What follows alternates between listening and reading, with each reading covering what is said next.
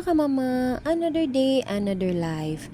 Thank you Lord. So for today's video mga kamama, magpaka-productive na po inyong kamama nga gikan pa sa duty og night shift.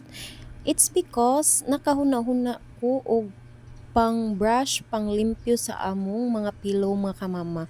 Actually, it's my second day of kanang brushing sa amo ang pillow. Last day, naka 3 pillows ko mga kamama before ko natulog sa morning mga kamama no. And today, I think makahuman ko og 5 pillows mga kamama. It's because daghan kaayo ko og pillows, I mean daghan kaayo mig pillow diri sa amo ang room mga kamama kay adik ko sa pillow. I think murag collection na nako ang mga pillow and I'm planning to buy more pa mga kamama. But then sa ako anang pag-observe, medyo samok siya mga kamama kung naay mga toddler pa kay it's because always gabungkag ang amo ang kwarto mga kamama maskin gi-arrange na namo after me nangatulog sa morning. But because ingon ana man jud ang toddler's life mga kamama, okay lang na siya naaman gihapon ta para mosunod sa ilang mga agi. It's okay mga kamama no, as long as kaya pa nato mulihok lang gyapon ta mga kamama. Thankful kayo ko mga kamama kay naa ako'y energy maskin gikan pa ko og work mga kamama. Kay ngano makaidlip-idlip man ko dito sa among work mga kamama. Thank you Lord. So blessing ra pod kaayo mga kamama ang akong shifting. So mao da ini akong giplan nga lihokon karon but ako apa na siyang napun-an. I think it's year kapin na nawala na nako siya nalabhan. So, ingon ani na adun na siya mga lama-lama mga kamama kay aminin kinsa tong mga matulog nga kamama and mga bata nga maglaway. I'm so sorry to tell you mga kamama but mauna siya ang ako ang one of my secret.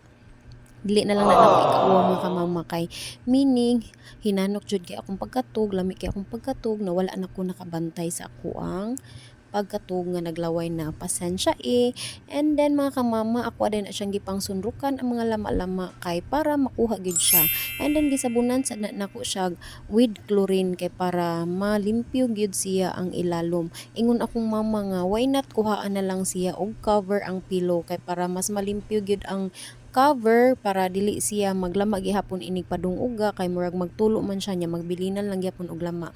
But for me, ako ang gingnan akong mama nga ako alang ning labhan tanan kay para maapilan pud og sabon ang sa ilawom. Bahalag dugay siya mauga kay naa pa man ko'y pilo nga magamit maskin ang ako ang nalabhan that time total of 9 man yata mga kamama or 8 kung wala lang ko nasayop mga kamama na pa jud mi magamit and then next 2 days na pud ko manglaba ako sang paughon na siya mga kamama no. Grabe ako ang kapoy ana mga kamama akong kusog na kuan jud na ugnat jud akong kusog kay bugat ba kayo ang pillow mga kamama but it's okay kay we deserve good sleep mga kamama. We deserve a comfortable pillow and a humot pillow bag-ong laba mga kamama no.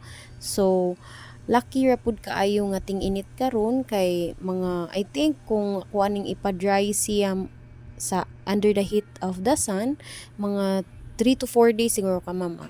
So ania morning man jud ni ang taho mo anhi ilang suki ako ana pud silang gipa-snacks para di sila magsinamok na ko mga kamama. Mga bulingit pa kayo na mga kamama kay it's I think 9 AM pa siguro na. And then after na ko naglaba sa mga pillow di ay anak mga kamama ako ana sada sa lang gipangligo no. And then di ara mga kamama akong mga pillow nga nalabhan it's 2 days of drying today. Thank you mga kamama.